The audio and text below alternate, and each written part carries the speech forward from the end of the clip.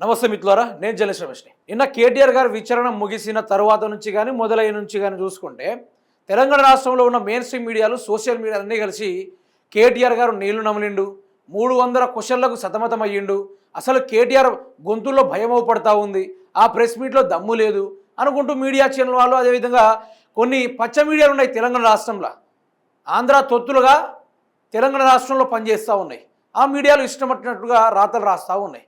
ఇప్పుడు నా సమస్య కేటీఆర్ గారి మీద అట్లా రాశానని ఇట్లా రాశాను కాదు. ఈ రాష్ట్రంలో ఎన్నో సమస్యలు ఉన్నాయి కదా, ఏం సమస్య లేకుండా ప్రజలైతే లేరు కదా. మరి ఆ సమస్యల మీద ఈ మెయిన్ స్ట్రీమ్ మీడియాలో కొట్లాడితే ఎంత బాగుంటుంది. ఒకడేమో దావోసులో కూర్చుంటాడు, వీళ్ళందరూ కలిసి ఇక్కడ డ్రామాలు ఆడుతూ ఉంటారు. అదే జరుగుతూ ఉంది. మొత్తం డైవర్షన్ పాలిటిక్స్ వీళ్ళది. ఎందుకో తెలుసా? వీళ్ళ దొంగతనాలు బయటపడతాయి. ఈ లెక్కన చేయాలంటే రేవంత్ రెడ్డి 87 కేసులున్న నంబర్ 1 క్రిమినల్గా భారతదేశంలోనే ముద్రించబడిండు.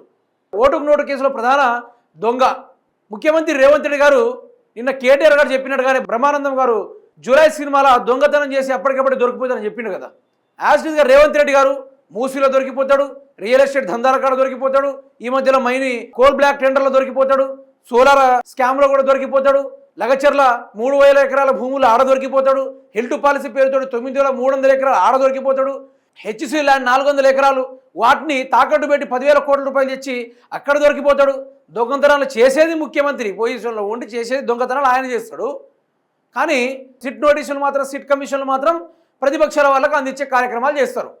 అంటే వీళ్ళకు భయం అవుతుందబ్బా. ఒక్కడే చెప్తున్నా, ఈ బీఆర్ఎస్ పార్టీ గ్రౌండ్లో తిరిగి ప్రజల సమస్యల కోసం కొట్లాడుతూ ఉంటే రాబోయే రోజుల్లో మనకు భవిష్యత్తు ఉండదు. రేవంత్ రెడ్డి అనేటోడు చిప్పకుడి తినక తప్పదు. ఇట్లా ఉంటే కుదరదని వీళ్ళందరూ కలిసి ఆడుతున్న పెద్ద డ్రామా ఇది, నంబర్ 1 డ్రామా ఇది. అరే నీకు గంతగానం దమ్ముంటే మున్సిపాలిటీ ఎలక్షన్స్ వస్తున్నాయి. ఈ మున్సిపాలిటీ ఎన్నికల్లో గెలిచే దమ్ము లేదు ముఖ్యమంత్రి రేవంత్ రెడ్డికి. నేను ఇది చేశాను అని చెప్పుకోవడానికి కూడా వాళ్ళ దగ్గర ఏం లేదు.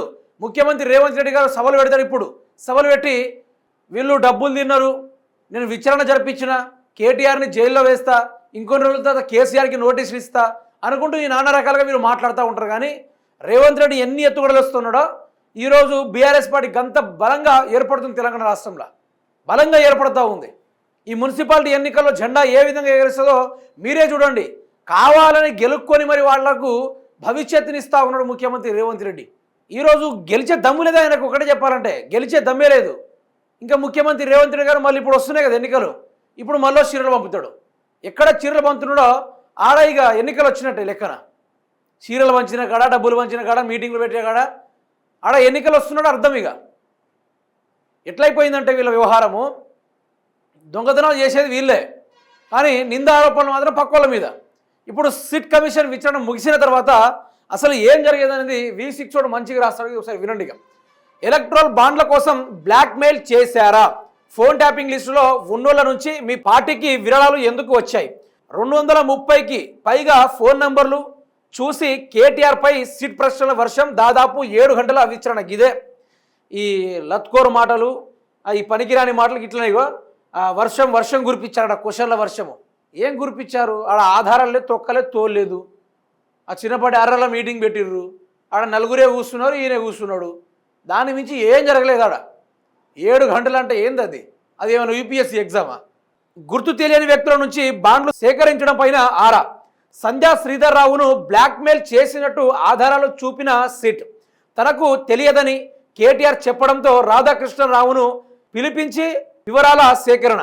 మునుగోడు బైపోల్స్ 2023 అసెంబ్లీ ఎన్నికల ముందు చేసిన సెర్చ్ ఆపరేషన్ పైన ఆరా. కేవలం కాంగ్రెస్ బీజేపీ నేతల డబ్బు మాత్రమే ఎందుకు పట్టుబడిందని ప్రశ్నలు గురిపించారు. ఇప్పుడు రాధాకృష్ణ అనే వ్యక్తిని మధ్యలో పిలిపించారు, ఆధారాలు సేకరించారంటే కేటీఆర్ గారు నిన్న ప్రెస్ మీట్ పెట్టి చెప్పారు, మీడియా వాళ్ళు కూడా కొంచెం చూసి దీనిపైన అడగాలి. ఆ అర్రల కూర్చున్నది 4 పోలీసులు, నేను గంతే. దాన్ని అడిగిన క్వశ్చన్లే అడిగి మాట్లాడి తప్ప ఆడ వేరే వ్యక్తి ఎంటర్ కాలేదు. ఈ లీక్ల వ్యవహారాలు మీరు వినుడు కన్నా ఫస్ట్ తెలుసుకుంటే బాగుంటుందని కేటీఆర్ గారు నిన్న చెప్పడం జరిగింది. ఇంకా అది మాట్లాడుతూ కేటీఆర్ గారు ఏమన్నారు? ఆ యొక్క రేవంత్ రెడ్డి బామ్మర్ది సృజన్ రెడ్డి చేస్తున్న డ్రామాలు, ఆయన యొక్క మైనింగ్ దందాలు, స్కాములు, ఈరోజు రేవంత్ రెడ్డి అన్నదమ్ములైన తిరుపతి రెడ్డి కానీ, కొండల రెడ్డి కానీ వాళ్ళు చేస్తున్న వసూళ్ల వ్యవహారాలు, ఈరోజు రేవంత్ రెడ్డి బినామీలు బిల్డర్లను బెదిరించుకుంటూ 3 కోట్లు, 8 కోట్లు, 20 కోట్లు వసూలు చేసే కార్యక్రమం ఇవన్నీ జరుగుతూ ఉంటే పోలీస్ శాఖకి ఇది కనపడడం లేదు. అసలు ఆ పోలీసు వాళ్ళకి ఇది కనపడడమే లేదు.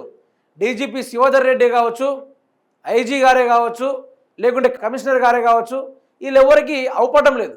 Only target. ఇప్పుడు స్కామ్ల గురించి ఎవరైనా మాట్లాడితే కథం అతన్ని తీసుకెళ్ళి విచారణ పేరుతోటి గంటల తరబడి ఆఫీసులో ఉంచే కార్యక్రమాలు వీళ్ళు చేస్తూ ఉన్నారు అన్నమాట. ఏం లాభం దీనివల్ల? సిట్ కమిషన్ తోటి తెలంగాణ రాష్ట్రానికి ఊడొచ్చేది ఏంది? లట్టుపోటు పీక్కొని వచ్చేది ఏంది? ఏది లేదు కదా. ఏమైనా ఉందా? పావలవంతో ఏమైనా లాభం ఉందా? ఏమి లాభం లేదు కదా. మరి దేనికోసం ఈ వ్యవహారాలన్నీ? ఈ లంగ కథలు అంటారు వీటిలన్నింటినీ పట్టుకొని. దాని మించిన కథలు ఏమైనా ఉన్నాయా రాష్ట్రంలో? ఏం సమస్యలు లేవా? ఈరోజు రైతు బంధులో రైతు వాళ్ళకి పెట్టుబడి సహాయం ఎడిపోయింది, రుణమాఫీ ఎడిపోయింది, ఆటో డ్రైవర్లకు జీవనోపాధి ఎడిపోయింది, ఉద్యోగాలు ఎడిపోయినాయి. అది ఎన్ని రకాలుగా ఉన్నాయి. అసలు సమస్యలు ఘోరం. రోడ్ల మీద చంపేసినా నో పోలీస్, ఒకడు భూమి లాగేసుకుంటున్నా నో పోలీస్, ఒకడిని నడి రోడ్డు మీద నాకు ఈ భూమి ఇవ్వకుంటే ఒకటి నువ్వు బతుకుతావు, ఇస్తే బతుకుతావు, లేకుంటే సస్తావు అనుకుంటూ నడి రోడ్డు మీద కత్తుతో పొడుస్తా ఉన్నా కూడా అది నో పోలీస్. ఆడ నో పోలీసేరా. ఆడికి స్కాములు జరుగుతున్నా నో పోలీస్, భూములు లాక్కున్నా నో పోలీస్, ఎన్ని చేసినా కూడా పోలీసే ఉండడు ఆడ. కానీ వీళ్ళు అవినీతి చేస్తున్నారు అనగానే వీళ్ళు వచ్చి సిట్ కమిషన్ పెడుతున్నారంటే నిజంగా వాళ్ళైతే పోలీసులు కాదు, కాంగ్రెస్ కార్యకర్తలే. సిపి కానీ డీజీపీ కానీ వీళ్ళందరూ, నేను అడుగుతా ఉన్నా, ఇవన్నీ మీ కళ్ళకు అవపడడం లేదా? వీటి మీద ఎందుకు టార్గెట్ చేస్తూ ఉన్నారు? ప్రతిపక్షమే ఎందుకు టార్గెట్గా పెట్టుకున్నారు? దీనిపైన ఎందుకు స్పందించడం లేదు? ఓన్లీ కేటీఆర్ విషయంలో ఇంత హంగు అరబాటు ఎందుకు చేస్తున్నారు? కానీ ఈరోజు మీ యొక్క ఉత్సాహము, ఈరోజు పోలీసులు ప్రజల్ని కాపాడాల్సింది పోయి ఏ విధంగా దండిస్తూ ఉన్నారో, ఏ విధంగా మీరు కార్యాచరణ పడుతూ ఉన్నారో మీ అందరికీ రాబోయే రోజుల్లో మంచి భవిష్యత్తు అయితే ఉండబోతుంది. హరీష్ రావు గారు నిన్న మాట్లాడుతూ రిటైర్డ్ అయిపోయే పొజిషన్లో ఉన్న పోలీసు వాళ్ళని తీసుకొచ్చి సిట్ కమిషన్ అని ఈ లట్టుపోటు కేసులని చేస్తూ ఉన్నారు.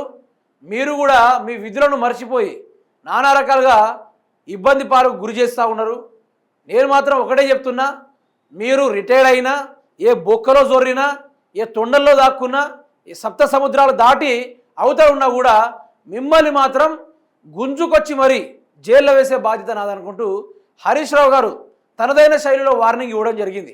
అంటే వీళ్ళకు దమ్ము లేదబ్బా, వీళ్ళకు ప్రజల్ని ఇప్పుడు మున్సిపాలిటీ ఎన్నికల కోసం రేవంత్ రెడ్డి పర్యటన చేస్తాడు, సభలు పెడతాడు, గల్లా పట్టి అడగండి నువ్వు ఏం చేసావని నీకు ఓటేయాలి, నువ్వు ఏం చేసావని నీ పార్టీని మేము గెలిపించాలి. వీళ్ళు పెద్ద మూతబారులేమో, వీళ్ళు తెలంగాణ రాష్ట్రంలో ఉన్న మృగాలేమో, వీళ్ళందరూ కలిసి నల్లమల్ల పులులేమో. వీళ్ళు నల్లమల్ల పులులో సింహాలో కాదు, అడ్డమైన గాడిద గుంట నక్కలు వీళ్ళకి అది తప్ప ఏది లేదు. వీళ్ళతో అయ్యేది లేదు, సచ్చేది లేదు. ఈ డ్రామాలు తప్ప వీళ్ళతోటి అసలు చెప్పుకోవాలంటే కూడా ఏం కాదు వీళ్ళతోటి.